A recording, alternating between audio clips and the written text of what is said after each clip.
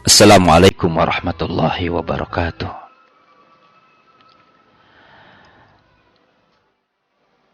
Alhamdulillahilladzi bini'matihi tatimmus shalihat. Ashhadu an la ilaha illallah wahdahu la syarikalah. Wa ashhadu anna Muhammadan abduhu wa rasuluh. Allahumma salli ala Sayyidina Muhammadin wa ala alihi wa ashabihi ajma'in, amma ba'd. Sahabat saudaraku yang budiman, alhamdulillah segala puji hanya milik Allah. Kembali kita dipertemukan lewat Getar Kalam bersama saya Anwar Ansori Mahdum.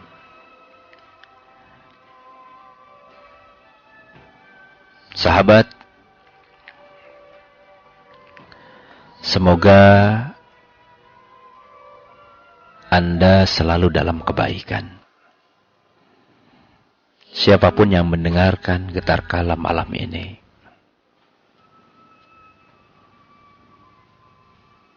semoga selalu diberikan kesehatan, sehat badan, sehat kolbu, jasmani dan rohani.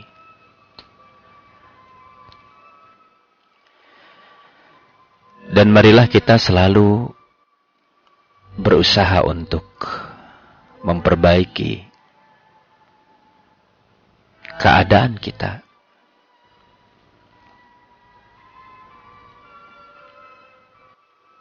Karena penting bagi kita untuk selalu mengusahakan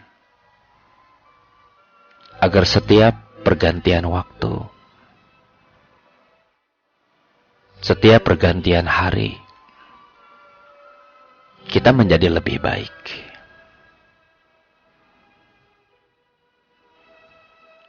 Karena kita senang terhadap kebaikan.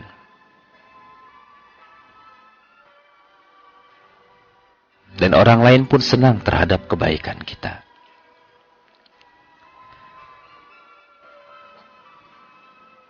Bahkan begitu juga kita sangat amat senang melihat kebaikan orang lain.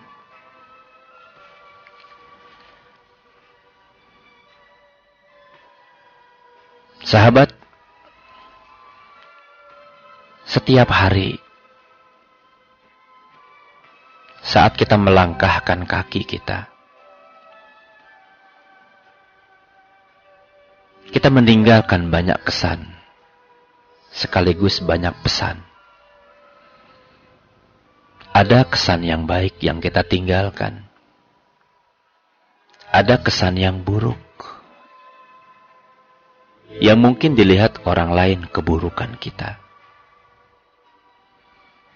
Dan beruntunglah setiap kita yang meninggalkan kesan kebaikan buat orang-orang sesudah kita. Lebih-lebih di zaman kita hari ini, ketika banyak orang begitu mudah mengekspos tentang keburukan, begitu mudah mengekspos tentang kejelekan, dan media yang kita miliki begitu mudah menyalah-nyalahkan, menghina, memfitnah, dan lain sebagainya. Ini adalah zaman di mana kita hidup. Ini adalah zaman di mana fakta berbicara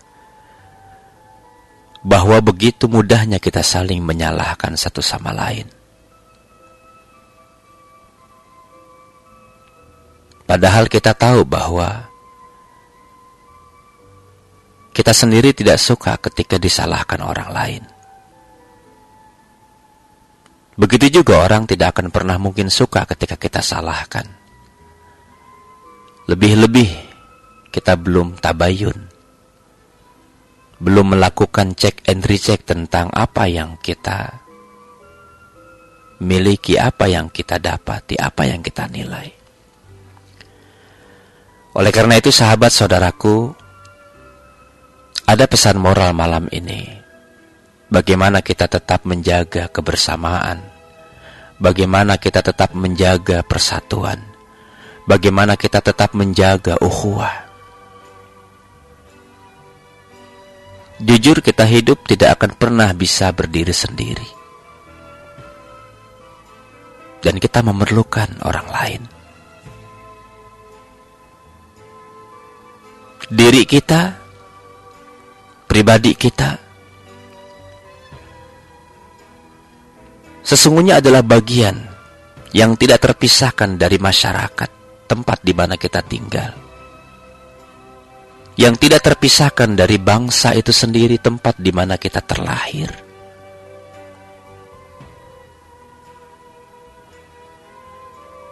Dan sahabat,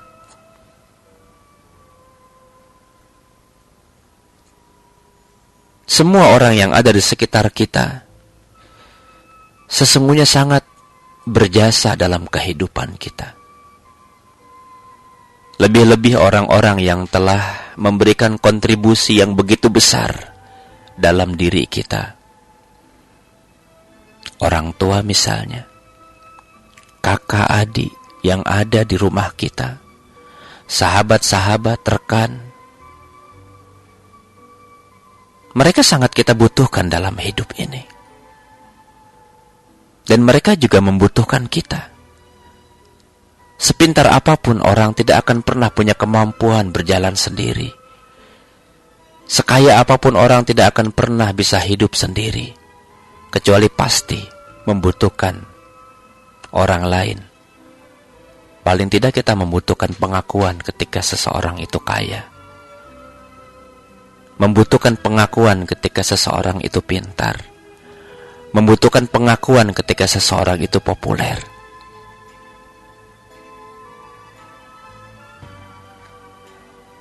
Ketika kita memahami pilar-pilar ukhuwah di dalam Islam, sungguh begitu sempurna Islam mengajarkan kepada kita tentang bagaimana kita membangun kebersamaan. Islam hadir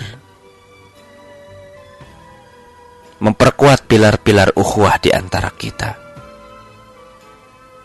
memberikan petunjuk, memberikan pelajaran. Dan setiap kita harus memperhatikan bagaimana peraturan-peraturan kehidupan yang telah ditetapkan oleh Allah kepada kita menjadi sesuatu yang sangat berharga. Allahu Akbar. Bukankah kemenangan orang-orang terdahulu karena mereka menetapkan hati, mereka menyatukan pemikiran? Bukankah kegemilangan orang-orang masa lalu karena mereka memiliki konsistensi yang tinggi terhadap nilai-nilai? Selain tentu, mereka juga adalah orang-orang yang tetap mempertahankan nilai-nilai ibadah, mempertahankan nilai-nilai ukhuwah. Mereka tidak melupakan hakikat inti dari tugas hidupnya, yaitu beribadah kepada Allah Subhanahu wa ta'ala. Dan hari ini kita terus berjuang, menyatukan pemikiran, menyatukan langkah, menyatukan hati. Sambil terus kita berusaha mendekatkan diri kepada Allah, sebab perjuangan tanpa doa rasanya sangat amat mustahil dimenangkan. Begitu juga doa tanpa ada perjuangan, hanya sekedar angan-angan tanpa kemenangan. Sahabat,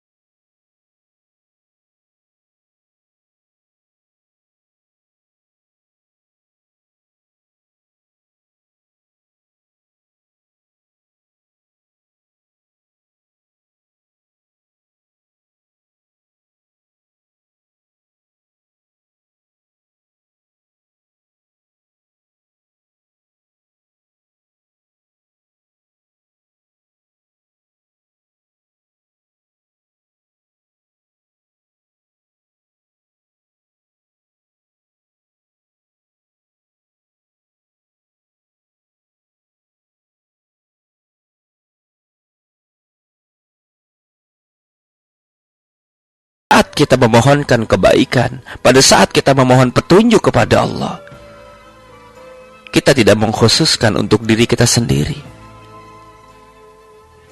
Ihdinas siratal mustaqim. Ya Allah, tunjukilah kami ke jalan yang lurus. Nah, tentu makna kami di sini adalah harapan agar setiap kita yang berdoa bukan hanya mendapat pengkabulan dari Allah untuk kepentingan diri kita sendiri, tetapi juga kepentingan orang lain, kepentingan agama ini, kepentingan bangsa ini. Sahabat, Allah, Dialah As-Samad, tempat kita bergantung. Dan sesungguhnya dalam literatur penciptaan, Allah Subhanahu wa ta'ala tidak menciptakan kita untuk berpisah, tidak menciptakan kita untuk berbeda-beda, tetapi Allah mensyariatkan agar kita memiliki satu keyakinan, satu tujuan, satu perjuangan. Oleh karena Allah menginginkan agar kita memiliki satu tujuan, satu perjuangan, maka Allah utus para nabi, Allah utus para rasul. Untuk apa? Untuk membimbing kita agar kita berada dalam satu jalan.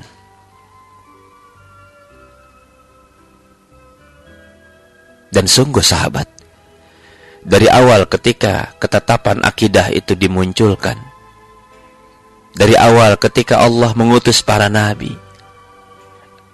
Allah mengharamkan manusia menyimpang dari agama yang satu ini. Dan Allah mengharamkan perpecahan itu. Wa'tasimu bihablillahi jami'a wa la tafarraqu. Berpegang teguhlah kalian kepada tali agama Allah dan jangan bercerai-berai, jangan berpecah belah.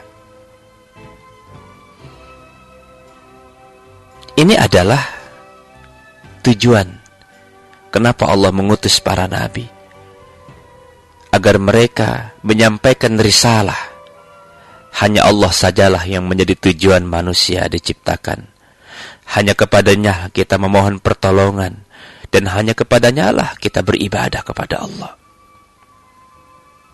Tapi entah kenapa, kita menemukan di antara kita begitu banyak orang-orang yang tak kuasa menahan keinginan-keinginan nafsu.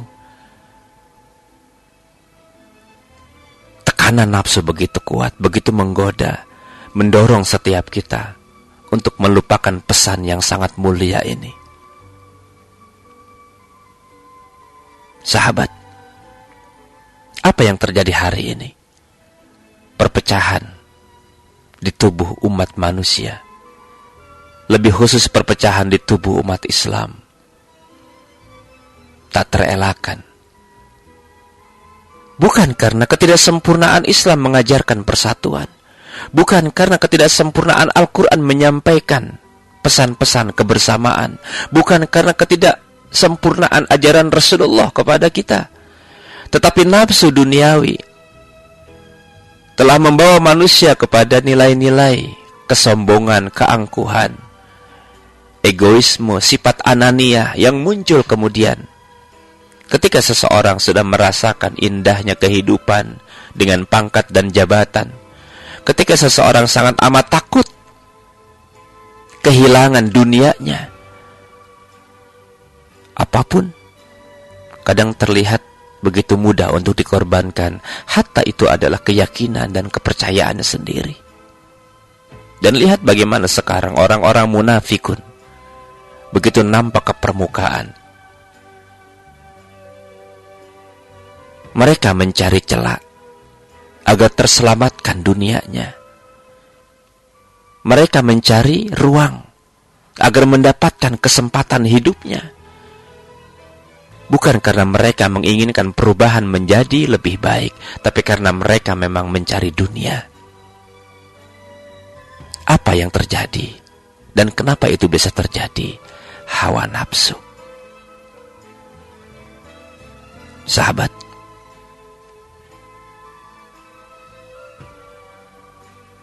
Allah telah menjelaskan jejak-jejak orang yang mengikuti hawa nafsunya, dan mereka akan tersesat dan disesatkan. Oleh karena itu, ketika posisi di mana kita mengharapkan perubahan menuju ke arah yang lebih baik, mari bersama-sama. Ini momentumnya, ini saatnya.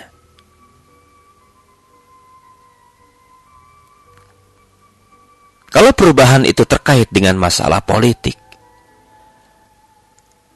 kalau perubahan itu terkait dengan masalah ekonomi, kalau perubahan itu terkait dengan masalah sosial, maka kita harus betul-betul arif, kita harus betul-betul cerdas untuk memilih dan memilah. Jangan sampai kita punya kesalahan yang sangat fatal. Dan kita harus mengedepankan ilmu. Kita harus mengedepankan iman. Karena ketika ilmu berpisah dengan akhlak, ketika ilmu terlepas dari landasan ikhlas, maka yang ada adalah kehancuran. Dan kita akan menghancurkan diri kita sendiri. Bahkan mungkin seluruh manusia di muka bumi ini akan hancur ketika seseorang memisahkan antara ilmu dengan akhlak, melepaskan antara ilmu dengan keikhlasan. Sahabat, dalam sejarah kemanusiaan kita menemukan dulu pada saat manusia tidak memiliki pegangan, ketika ajaran-ajaran tauhid tercerabut akar-akar kesombongan manusia, manusia kembali sesat dan menyesatkan. Tingkat kebodohan pun tak bisa dielakkan, sehingga mereka adalah manusia-manusia yang penuh dengan kebingungan. Tetapi setelah Islam datang, setelah agama ditetapkan oleh Allah kebaikannya, maka lihat, orang-orang yang dulu membangkang, orang-orang yang dulu menyembah berhala, orang-orang yang dulu saling bermusuhan, bahkan orang-orang yang dulu keras terhadap agama yang disampaikan oleh para nabi, akhirnya mereka pun menyadari diri dan pada akhirnya kembali kepada jalan yang benar. Kenapa? Kita disadarkan kembali oleh para nabi, disadarkan kembali oleh para rasul yang merupakan utusan Allah, agar jangan menjalani kehidupan ini hanya sekedar berpikir tentang bagaimana kita mendapati sesuatu, tetapi kita harus membangun kesadaran ilmu dengan kekuatan akhlak, dengan kekuatan ikhlas, dengan kekuatan tawaddu. Sahabat, mudah-mudahan Allah memberikan kita bimbingan agar setiap kita punya pilihan yang terbaik. Tentu terbaik dalam pandangan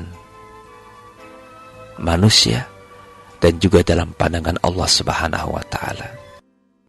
Baik sahabat, masih bersama saya Anwar Ansori Mahdum. Apa kabar saudaraku? Semoga sehat selalu menyertai Anda malam ini, yang tengah berkumpul bersama keluarga. Semoga kebersamaan terjalin indah, tidak ada dusta di antara kita, dan mudah-mudahan segala sesuatu yang terkait dengan adanya perbedaan tidak menimbulkan banyak persoalan, tetapi kita mencoba untuk mengerti bahwa setiap kita memang tidak akan pernah punya kesamaan. Berbeda sesuatu yang sangat lumrah dalam kehidupan, dan itulah yang membuat hidup menjadi dinamis, seperti halnya banyak warna. Andaikan Allah menciptakan bunga hanya satu warna, putih semua, mungkin tidak terlihat indah. Karenanya Allah datangkan warna lain. Ada warna ungu, ada warna merah, ada warna putih, ada warna kuning. Terlihat begitu nyaman, begitu menyejukkan, begitu indah. Dan semua warna kita lihat memberikan kita kesejukan. Andaikan warna itu tidak menjadikan kita saling bermusuhan.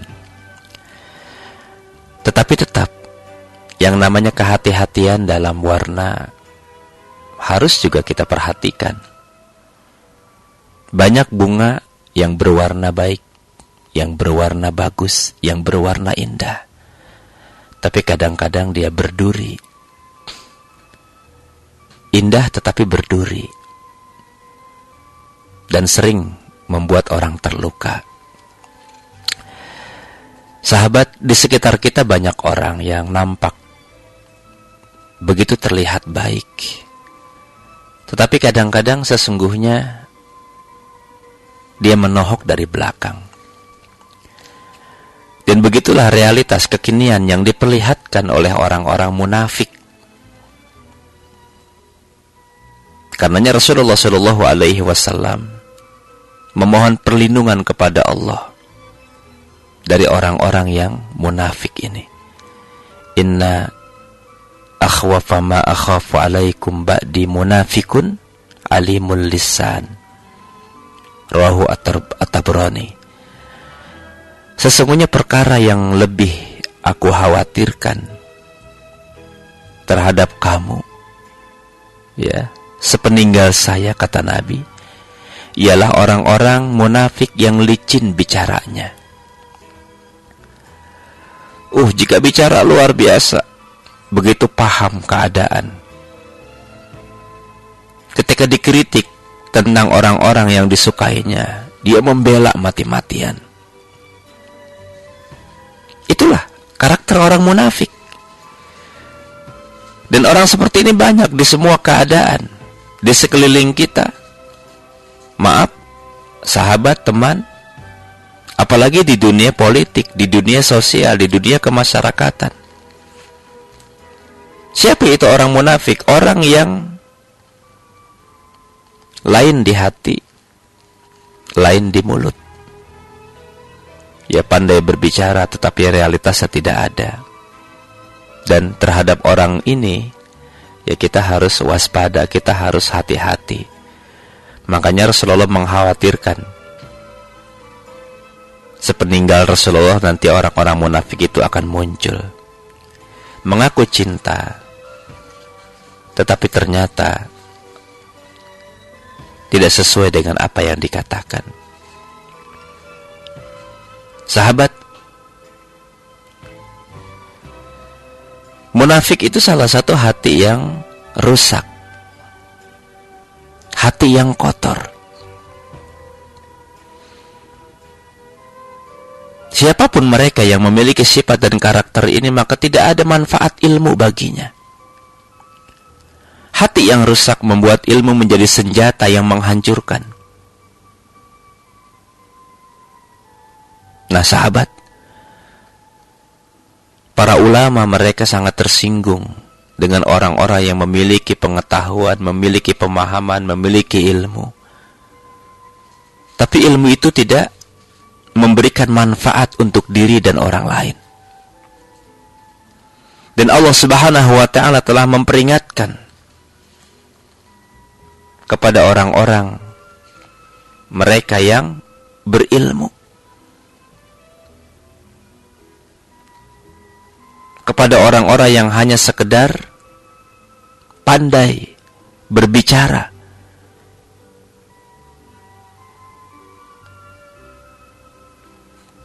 tapi amalan mereka tidak sama dengan apa yang dikatakan. Dan biasanya karakter-karakter orang yang seperti itu, karakter-karakter orang yang munafik, mereka itulah sesungguhnya yang merusak persatuan. Mereka itulah yang sesungguhnya menghancurkan kebersamaan. Mereka itulah yang sesungguhnya mengobrak-abrik tatanan kehidupan.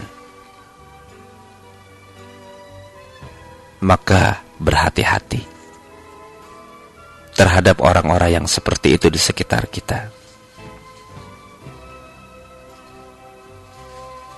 Dan sahabat, bergaul, berteman, bersahabat, carilah mereka orang-orang yang memiliki keikhlasan dalam beribadah kepada Allah Subhanahu wa ta'ala. Carilah mereka orang-orang yang senantiasa lebih mengedepankan nilai-nilai moral dibandingkan dengan hawa nafsu. Carilah mereka orang-orang yang berilmu,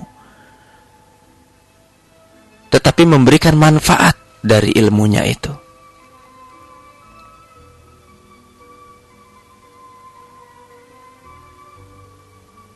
Hidup di mana kita berada hari ini, kita tahu banyak pertentangan, kita tahu banyak perbedaan, kita tahu banyak hal-hal yang kurang memberikan rasa nyaman. Apalagi terkait dengan persoalan yang berhubungan dengan pilihan, berbeda pendapat, sering tersinggung. Dan kadang-kadang, kenapa mereka tersinggung ketika berbeda pendapat? Karena seringkali perbedaan itu dibawa ke arah untuk mencapai tujuan-tujuan yang merupakan kepentingan-kepentingan pribadi mereka, kepentingan-kepentingan golongan mereka. Dan kalau ini yang terjadi, tidak akan pernah selesai perselisihan itu, sebab yang muncul hanyalah teori-teori belaka. Dan sungguh ini akan sangat amat merusak tatanan kebersamaan. Ini akan sangat merusak nilai-nilai moral, keyakinan. Lagi-lagi Islam adalah agama yang hak, adalah agama yang mengedepankan nilai-nilai ilmu dan keimanan. Bahwa sikap orang-orang yang munafik, yang mereka mempertahankan perselisihan hanya demi mempertahankan kepentingan pribadi dan golongan, sungguh ini merupakan sikap yang bukan dari nilai-nilai agama. Lihat sahabat, telah sempurna Allah menyampaikan kepada kita lewat ayat yang sangat mulia, surah Al-An'am ayat 159. Lihat, dengarkan, renungkan. Allah Subhanahu wa ta'ala berfirman, "A'udzubillahi minasyaitonir rajim, innal ladzina farraqu dinahum wa kanu syi'a lasta minhum fi syai'. Innama amruhum ilallah, tsumma yunabbi'uhum bima kanu yaf'alun." Sesungguhnya orang-orang yang memecah belah agamanya dan mereka menjadi bergolongan, tidak ada sedikit pun tanggung jawabmu terhadap mereka. Sesungguhnya urusan mereka hanyalah terserah kepada Allah. Kemudian Allah akan memberitahukan kepada mereka apa yang telah mereka perbuat.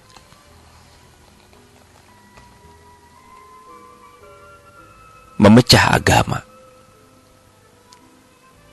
memperlihatkan pertentangan yang berbeda dengan penilaian banyak orang,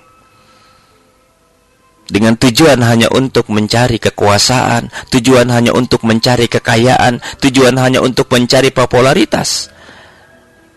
Apa kata Allah? Sesungguhnya urusan mereka hanyalah terserah kepada Allah. Kemudian Allah akan memberitahukan kepada mereka apa yang telah mereka perbuat. Jadi di sini Allah memperingatkan kita agar kita menghindari berbagai macam perbedaan pendapat di dalam agama. Allah memperingatkan kepada kita munculnya perpecahan, munculnya perselisihan yang pada akhirnya saling benci, saling bermusuhan, saling mengutuk. Dan itu sahabat adalah karakter orang-orang masa lalu. Nampak betul hari ini kembali terbukti bahwa orang-orang munafik itu mereka lebih mempertahankan perselisihan dibandingkan untuk berusaha mencari perdamaian. Kita diperintahkan Allah saat ini untuk membangun kebersamaan, untuk membangun kekuatan, untuk membangun persatuan. Wala takunu kalladzina tafarraqu wakhtalafu min ba'di ma ja'ahumul bayyinat. Dan janganlah kamu menyerupai orang-orang yang bercerai-berai dan berselisih sesudah datang keterangan yang jelas kepada mereka. Ali Imran ayat 105. Sahabat,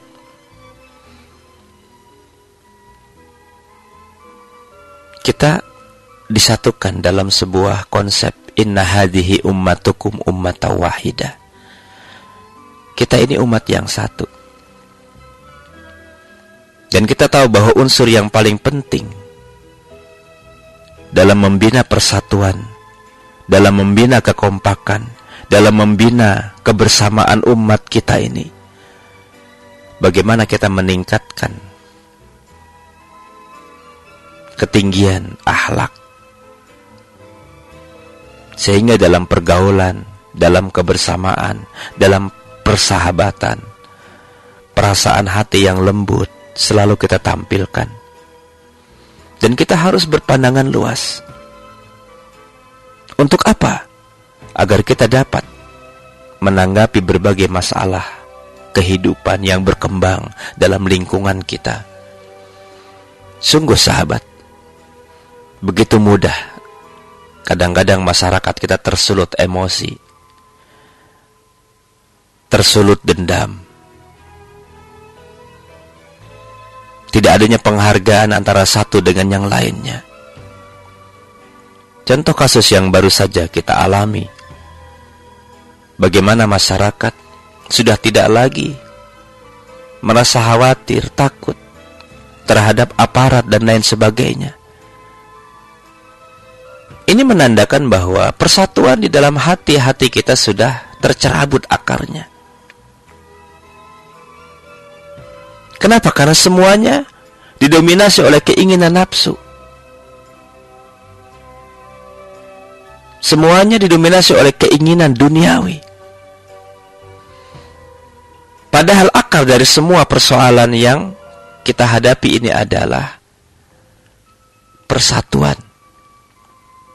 Kita merindukan suasana yang damai, kita merindukan suasana yang sejuk, kita merindukan suasana yang saling mengerti, kita merindukan suasana yang arif, kita merindukan suasana yang penuh dengan saling asih, saling asah, saling asuh. Nah, dalam konsep Islam ini hanya ada pada komitmen dan kesatuan jamaah. Ada kesepakatan kata di antara kita tentang sebuah pilihan.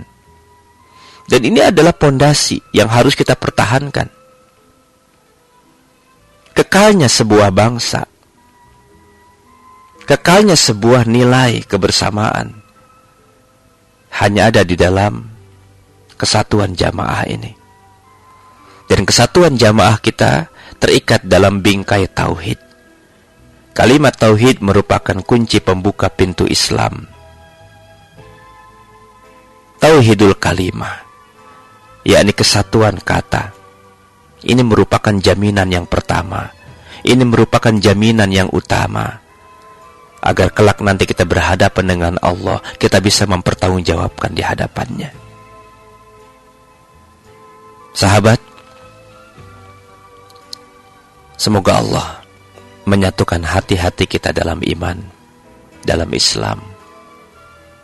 Allah bimbing hati kita dalam cahaya kebenaran Quran.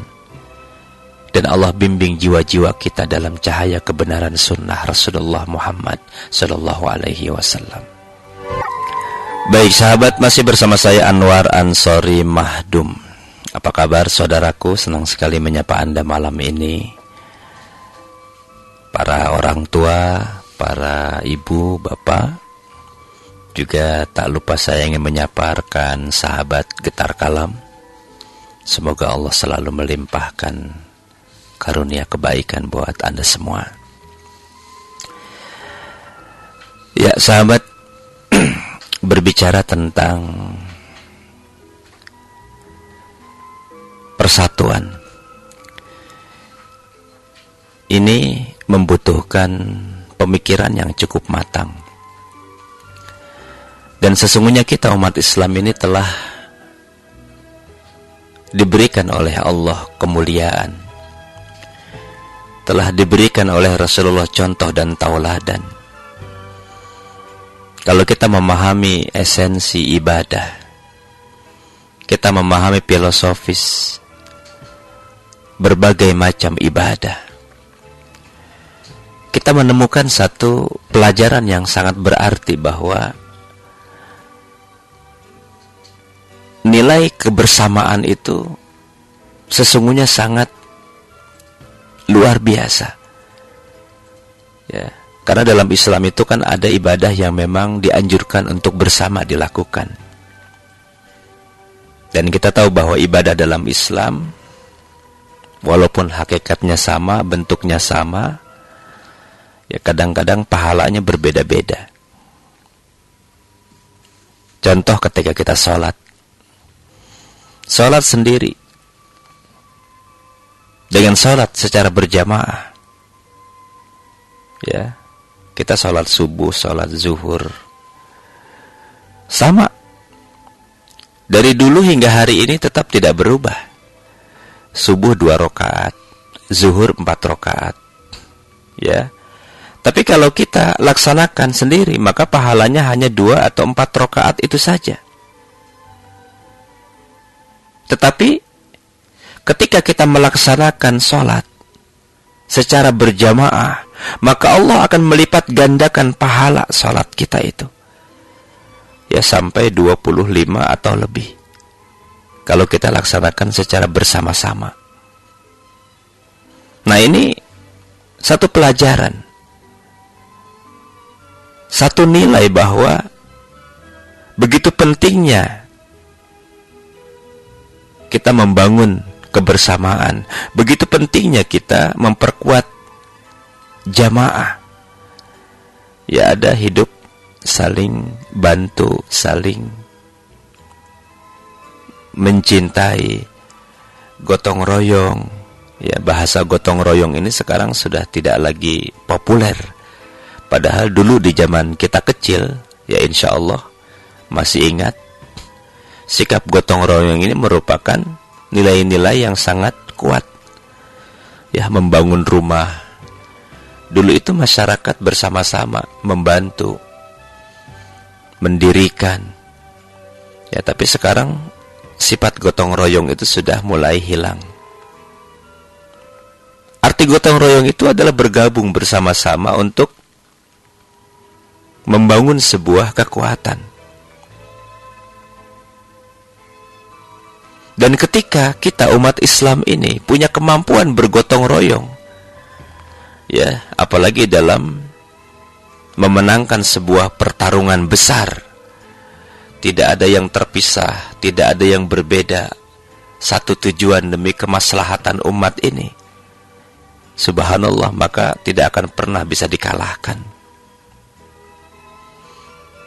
Dan kita tidak boleh berdiam diri, karena siapapun kita sesungguhnya punya tugas suci untuk melakukan perubahan. Walaupun setiap kita memiliki kemampuan yang berbeda-beda.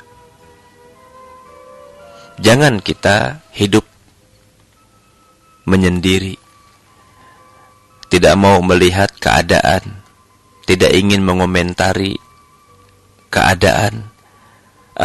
Biarkan saja. Toh nanti juga jika memang Allah takdirkan menang, harus menang. Diam saja. Untuk apa kita bergerilya membantu ini dan itu? Tidak. Ya, sahabat-sahabat, menyatukan hati, ta'liful qulub, ini begitu penting. Bahkan kata Nabi, ada 3 perkara yang tidak dapat mengganggu hati seorang mukmin. Yang pertama adalah ikhlasul amali lillah. Apa itu? Mengikhlaskan amal kepada Allah. Yang kedua, wal munasihati la a'immatil muslimin. Saling menasihati dengan pemimpin kaum muslimin. Dan yang ketiga adalah membiasakan bersatu, waluzumu jama'atihim, ya, bersatu di dalam jamaah mereka. Sebab doa, kata Rasulullah, meliputi dari belakang. Nah, inilah tekanan di mana setiap kita harus menyatukan diri dengan keadaan, dengan masyarakat, dengan lingkungan. Karena Islam telah memberikan satu ketetapan syariat bahwa berjamaah itu merupakan sebuah keharusan dan memiliki nilai yang lebih dibandingkan pada saat kita sendiri. Pada saat sholat fardu yang 5 waktu setiap hari, kita berjamaah. Sehingga apa? Nilai kebaikan kita bertambah. Bahkan ada yang kita kenal dengan sholat Jumat. Ya, setiap minggu sekali pada hari Jumat, setiap pekan sekali, yang wajib dilakukan dengan berjamaah. Dan itu telah ditentukan oleh Allah waktunya. Untuk apa semuanya ini?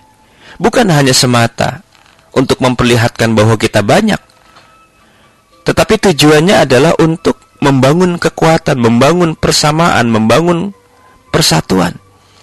Ya ayyuhalladzina amanu idza nudiya lis-sholati min yaumil jum'ah fas'au ila zikrillah wa zarul bai'. Dzalikum khairul lakum in kuntum mu'minin. Hai orang-orang yang beriman, apabila disuruh untuk menunaikan sembahyang atau salat pada hari Jumat, maka segeralah kamu kepada mengingat Allah dan tinggalkan jual beli. Dzalikum khairul lakum in kuntum mu'minin. Yang demikian itu lebih baik bagimu jika kamu mengetahui. Jadi kalau orang tahu, paham bahwa salat berjamaah itu begitu besar nilainya, maka dia betapapun dalam kondisi hujan, dalam kondisi sakit, dalam kondisi kurang mampu, dia akan berjalan. Betapapun harus dilakukan dengan cara yang mungkin lemah dan lain sebagainya. Begitu juga kalau kita punya kemampuan untuk membangun kebersamaan, membangun persatuan, maka kita tidak boleh berdiam diri. Sebab kekuatan itu ada pada jamaah, keberkahan itu ada pada jamaah. Kita tidak akan pernah menghasilkan kemenangan kecuali di dalamnya ada kebersamaan. Kita tidak akan pernah punya kemampuan membangun kebersamaan kecuali di dalamnya ada kekompakan. Dan kita tidak akan pernah mampu melahirkan kekompakan kecuali di setiap hati kita ada kemauan. Nah, sekarang momentumnya. Kita punya mau atau tidak, agar perubahan ini menjadi sebuah nilai sejarah bagi setiap kita yang hidup hari ini, untuk orang-orang di kehidupan yang akan datang. Baik sahabat, masih bersama saya Anwar Ansori Mahdum. Alhamdulillah, segala puji hanya milik Allah. Sahabat, sampai lupa memberikan kesempatan untuk bergabung. Silahkan buat rekan yang mungkin sudah sangat ingin bergabung bersama kami di 8816363, sekedar mungkin mengomentari atau juga sharing, atau juga ada hal lain yang ingin disampaikan. Kita coba mendiskusikan suasana hati kita. Kenapa saya berbicara tentang persatuan? Apakah persatuan kita sedang runtuh? Tidak. Apakah persatuan kita sedang lemah? Tidak. Ya, kita punya banyak potensi kekuatan. Kita punya banyak potensi kemenangan. Kita punya banyak potensi kebangkitan. Dan kita bersyukur kepada Allah karena kita menjadi bagian dari sejarah, bahwa hidup di mana kita ada hari ini merupakan sebuah perjuangan yang tak kenal lelah untuk terus membangun kebersamaan. Ya sahabat, silakan di 8816363 Anda bisa menghubungi kami. Alhamdulillah, sepertinya sudah tersambung. Dengan siapa di mana? Assalamualaikum. Waalaikumsalam Pak Ustaz. Dengan siapa? Ya, tapi ini pertanyaan saya di luar tema Pak Ustaz. Ya, silakan. Ya, ini 20 tahun lebih yang lalu saya pernah, anak satu saya pernah nggak menunaikan zakat fitrah dikarenakan keadaan. Saya sampai sekarang masih merasa berdosa. Apa yang harus saya lakukan sekarang Pak Ustaz? Zakat apa? Fitrah. Iya, pernah saya nggak anak satu, terus karena keadaan terpaksa saya nggak mampu membayar zakat fitrah. Baik. 20 tahun itu yang lalu Pak. Iya. Nah, satu lagi Pak Ustaz, boleh? Iya. Apa salat tobat boleh dilakukan tiap hari atau kalau kita melakukan dosa dan salah aja? Ya, baik. Makasih, saya Ibu Siti, ya maaf. Oh, Ya. siap Ibu. Ya, makasih. Assalamualaikum warahmatullahi wabarakatuh. Waalaikumsalam warahmatullahi wabarakatuh. Ya, baik, terima kasih Ibu. Yang pertama berkaitan dengan zakat fitrah ya. Ini masuk dalam ranah fikih ibadah ya. Baik, kita terima yang lain. Mungkin ada yang ingin bergabung kembali. Dakta, assalamualaikum. Dakta, assalamualaikum. Ya.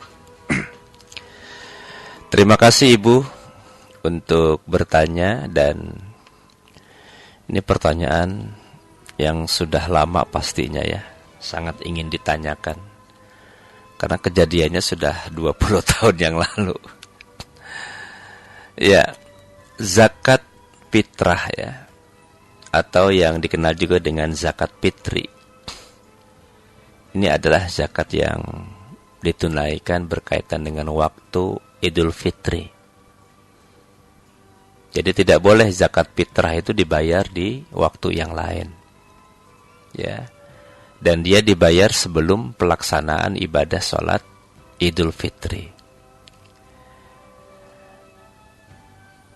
Ada beberapa pendapat ya, kapan pembayaran zakat yang paling baik ya. Ada yang mengatakan untuk pembayaran zakat Idul Fitri ini yaitu dimulai dari terbit fajar ya pada hari raya Idul Fitri, jadi dekat dengan pelaksanaan sholat Id. Bahkan ada juga yang mengatakan bahwa boleh dilakukan ya 1 atau 2 hari sebelum Id, sebagaimana yang juga pernah dilakukan oleh Ibnu Umar ya. Jadi ini menunjukkan kebolehannya. Bahkan ada juga yang membayar jauh sebelum pelaksanaan Idul Fitri dengan alasan agar mereka tidak lupa. Nah, Bapak Ibu, sahabat saudaraku yang dimuliakan Allah, Ibnu Abbas radhiyallahu an, ya beliau pernah berkata bahwa barang siapa yang menunaikan zakat fitri sebelum sholat, maka zakatnya diterima. Artinya ini pelaksanaannya sebelum sholat Idul Fitri. Dan barang siapa yang menunaikan setelah sholat, maka itu hanya dianggap sebagai sedekah di antara berbagai sedekah. Ini berkaitan dengan waktu. Ya. Adapun hal-hal yang lain berkaitan dengan lupa, ketidakmampuan. Bahwa orang yang tidak mampu, zakat itu kan dilakukan bagi orang yang tidak mampu. Itu tidak dikenakan kewajiban. Ya, lebih-lebih zakat mal, tentu tidak ada keharusan, tidak ada kewajiban, ya, karena bagi orang-orang yang punya kemampuan. Nah, pada saat kita masih berada dalam kondisi yang sangat sulit, ya, jangankan untuk membayar zakat, untuk kehidupan kita sendiri, kita tidak punya kemampuan. Maka pada saat itu tidak ada kewajiban bagi kita untuk melaksanakannya. Hatta itu sesuatu yang mungkin menurut pandangan orang lain begitu kecil nilainya.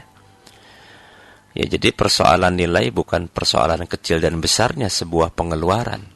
Tapi bagi orang yang tidak mampu, jangankan besar, yang kecil saja tidak mampu. Jadi ibu jangan terlalu diambil hati, jangan terlalu dipikirkan. Yakinlah bahwa Allah Maha mengetahui semua keadaan umatnya. La yukallifullahu nafsan illa wus'aha laha makasabat wa 'alaiha maktasabat. Jadi Allah itu tidak membebani seseorang, ya, sesuai dengan kesanggupannya. Ya. Baik, mudah-mudahan bisa ibu pahami, bisa ibu mengerti, ya. Nah, sekarang ketika kita punya kemampuan, maka lakukanlah. Tetapi karena syariat zakat fitrah itu hanya dilakukan pada saat Idul Fitri semata, maka tidak bisa dibayarkan, ya, setelah Idul Fitri itu. Wallahu a'lam bishawab. Baik, sahabat, masih bersama saya Anwar Ansori Mahdum. Alhamdulillah. Tadi pertanyaan ibu satu lagi tidak tercatat, ya. Ibu bisa kembali menghubungi kami. Mohon maaf karena begitu cepatnya tadi langsung kita komentari berkaitan dengan masalah zakat fitrah, ya. Sahabat saudaraku,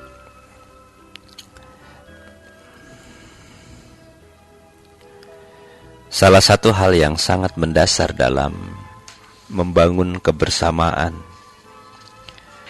membangun ukhuwah, yaitu terhimpunnya perasaan hati kita dalam satu ikatan. Sebab ada satu maqalah mengatakan tak berrimah ijaztama'na takassura. Tombak-tombak itu jika dihimpun dalam satu ikatan, bagaimanapun dia sukar untuk dipatahkan.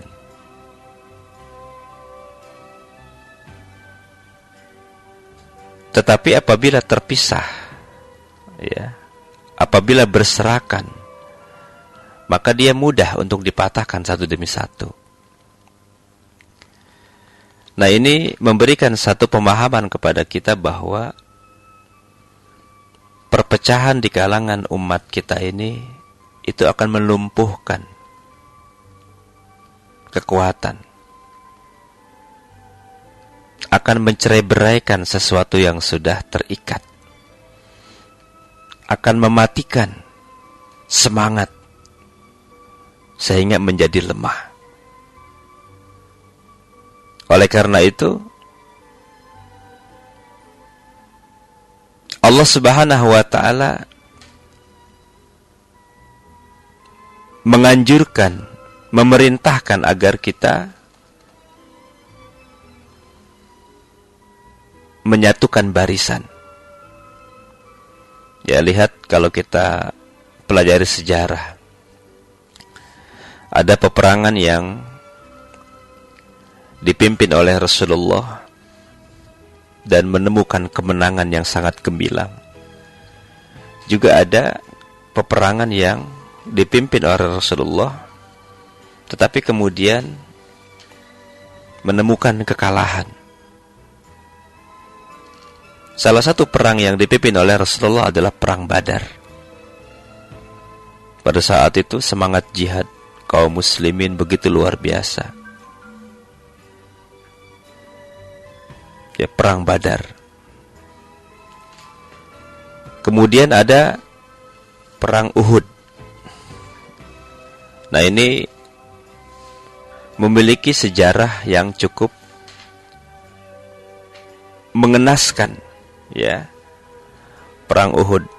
Bahkan dicatat dalam sejarah Perang Uhud ini menimbulkan korban kurang lebih 70 sahabat menjadi syahid. Makanya di sana ada kuburan syuhada Uhud, salah satunya adalah Hamzah bin Abdul Muthalib. Nah, pada peperangan Uhud ini yang kemudian umat Islam, dari pihak umat Islam banyak yang menjadi korban, banyak yang menjadi syuhada. Ini adalah sebuah sejarah pahit dalam peperangan yang dipimpin oleh Rasulullah SAW. Ya, karena pada saat itu umat Islam mendapatkan kekalahan dan orang-orang kafir mereka mendapatkan kemenangan. Kenapa demikian? Padahal pada saat itu keimanan para sahabat itu sangat kuat. Ya, keimanan mereka kepada Allah itu sangat kuat. Bahkan mereka begitu gigih mempertahankan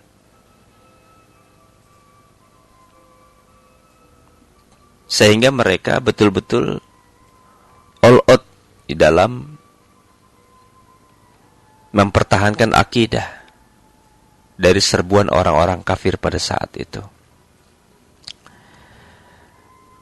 Ditemukan bahwa ternyata kekalahan itu terjadi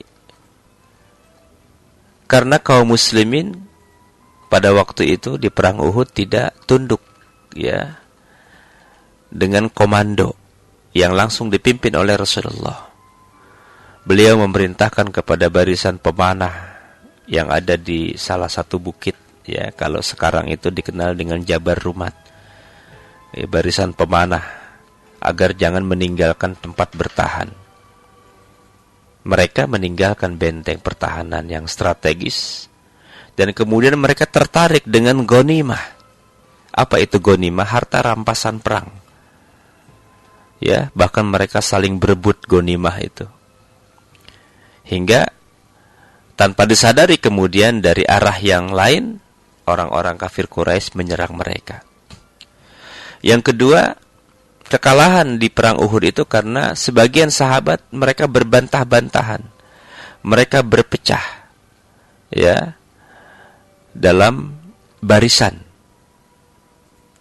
Terjadi perpecahan, porak-poranda barisan. Karena apa? Menyalahi perintah Allah dan Rasul-Nya. Sehingga lagi-lagi kesempatan itu dimanfaatkan oleh musuh Islam untuk menyerang mereka. Akhirnya pada saat itu umat Islam mengalami kekalahan dalam perang Uhud. Nah, masih banyak peperangan-peperangan lain yang dalam sejarah dicatat. Ya, kenapa menang, kenapa kalah? Semuanya punya catatan masing-masing. Begitu juga kita hari ini menemukan fakta bahwa tidak sedikit di antara kita saling menohok antara saudara sesama muslim. Tidak sedikit di antara kita saling menjatuhkan antara kita sesama muslim. Padahal apa yang terjadi ini adalah sebuah skenario besar. Orang-orang yang tidak menyukai Islam, tidak menyukai umat Islam, bahkan tidak menyukai syariat Islam, sengaja mengadu domba antar umat Islam. Sehingga antara satu dengan yang lainnya kemudian tercerabut akar ukhuwahnya, tercerabut akar kebersamaannya, tercerabut akar persaudaraannya, ya. Dan lagi-lagi semuanya tidak ada lain karena setiap kita didominasi oleh keinginan hawa nafsu dan ingin mendapatkan kehidupan yang lebih baik dari nilai-nilai dunia. Sahabat, inilah salah satu rangkaian dari sebuah perjalanan. Ada cerita tentang kemenangan, ada cerita tentang kekalahan. Dan pahlawan-pahlawan Islam memperlihatkan begitu heroiknya mereka. Ya, sehingga banyak peperangan-peperangan yang terjadi di masa Rasulullah dimenangkan oleh umat Islam, tentu semuanya berdasarkan satu komando, semuanya berdasarkan semangat yang membara untuk tetap mempertahankan kebenaran, mempertahankan akidah dan lain sebagainya. Nah, hari ini kita dihadapkan pada sebuah kenyataan di mana peperangan antara hak dengan batil begitu nyata di hadapan kita. Kita bukan hanya berperang dalam konteks pemikiran, tetapi juga kita tengah mendapatkan perlawanan yang sengit dari orang-orang yang menghancurkan Islam dari dalam. Oleh karena itu, sahabat saudaraku, mari kita bangun kebersamaan. Kita secara murni berpikir jernih, bertanya kepada hati nurani kita yang terdalam, apa sesungguhnya yang harus kita lakukan untuk menjadi bagian dari pembelaan kita terhadap nilai-nilai keislaman. Dan mudah-mudahan lagi-lagi kita berharap hanya kepada Allah saja kita memohon, hanya kepada Allah saja kita minta perlindungan, hanya kepada Allah saja kita memohon pertolongan, agar setiap gerakan-gerakan yang ikhlas untuk membela agamanya, gerakan-gerakan yang ikhlas untuk mempertahankan kebenaran agamanya, senantiasa dibela, dibantu, ditolong oleh Allah Subhanahu wa taala. Yakinlah bahwa setiap kita yang membela agama Allah, maka Allah akan membela agama kita. Setiap kita yang menolong agama Allah, maka Allah akan menangkan diri kita. Yang penting dalam perjuangan, jangan pernah kita menyendiri, jangan pernah kita terserak, jangan kita terpisah. Bangun kekuatan jamaah, sebab disinilah nilai keberkahan dan kekuatan akan dapat kita raih. Baik sahabat saudaraku, mungkin itu saja yang saya sampaikan di kesempatan Getar Kala malam ini. Sangat bijak kalau saya menyampaikan permohonan maaf, ya, karena mungkin materi yang kurang berkenan, retorika yang kurang meyakinkan, jawaban yang kurang memberikan kepuasan. Saya selalu memohon kepada Allah ampunan dari setiap kesalahan lisan pada saat bicara, atau juga banyak kata yang kurang memberikan arti.